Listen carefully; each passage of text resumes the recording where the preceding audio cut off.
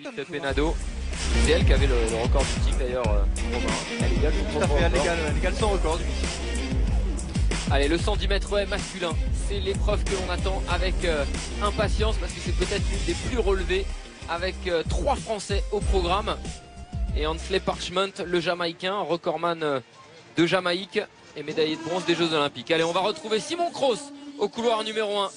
L'élève d'Olivier Vallès à l'INSEP, champion d'Europe espoir en 2013 à Tampes, leur personnel est à 13,51. Il a couru en 13,81 cette année, c'était à Forbach.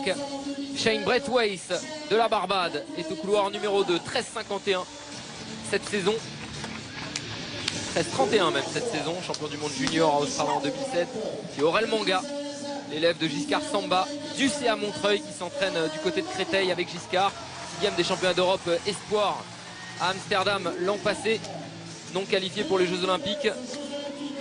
Le voilà Ansley Parchment, de retour de blessure, de grandes choses parce qu'à 12,94, eh bien c'est le Jamaïcain le plus rapide de l'histoire sur cette distance.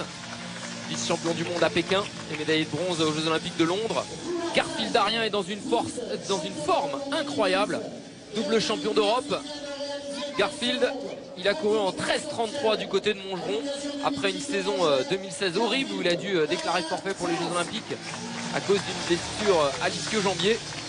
Le Canadien Jonathan Cabral, le Canadien qui a couru en 13,35 l'an passé, c'est son record personnel. 6e des Jeux Olympiques de Rio l'an passé.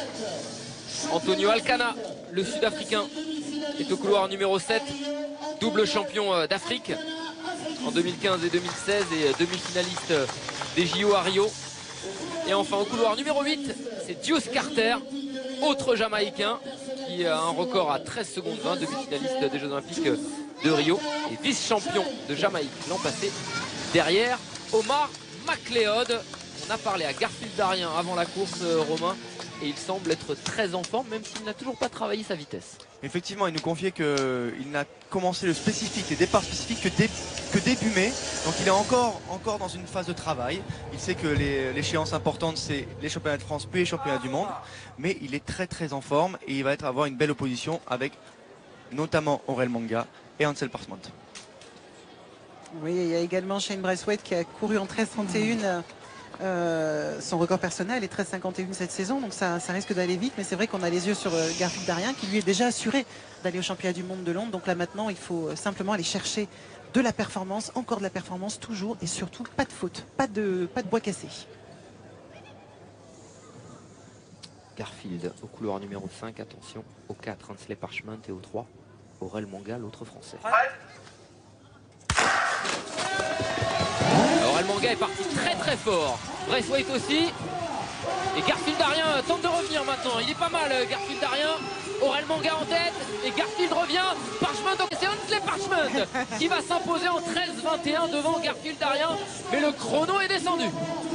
Et on a eu une véritable course d'ego sur ce finish avec Ansley Parchment qui ne voulait dans les bras là parce que les performances étaient les conditions étaient juste parfaites avec 0,5 m devant favorable, donc c'est juste parfait. Une balle jusqu'à la fin, pas de faute, hein, je suis en train de regarder. Il n'y a pas eu justement trop de casse, les haies sont restés debout et la baston avec Parchment a été bien parfaite jusqu'au bout. Hein. Très gros départ d'Aurel Manga qui confirme ses gros progrès d'hiver. Et puis Parchment qui va refaire son retard comme très souvent sur les 5-6 dernières haies. Grand gabarit. Très grand gabarit. Qui revient, qui se bat jusqu'au bout pour passer devant. Mais Garfield fait une très belle course. Quel progrès dans le franchissement de Garfield qui a retrouvé vraiment son niveau d'avant tous ses soucis médicaux. Vraiment, il est parfaitement droit. Si on regarde la ligne d'épaule, pratiquement ça ne bouge pas. Si on regarde que ses épaules, on ne sait pas qu'il est en train de faire un centimètre haies. On a l'impression qu'il est en train de courir un 100 mètres tant ça passe fluide. Beaucoup travaillé techniquement que pour le moment il lui manque de la vitesse. Il a un gros programme, hein. Il devrait courir du côté de Stockholm en Diamond League en Finlande, alors que Pascal Martino Lagarde, vous le voyez, on l'aura très certainement à notre micro tout à l'heure,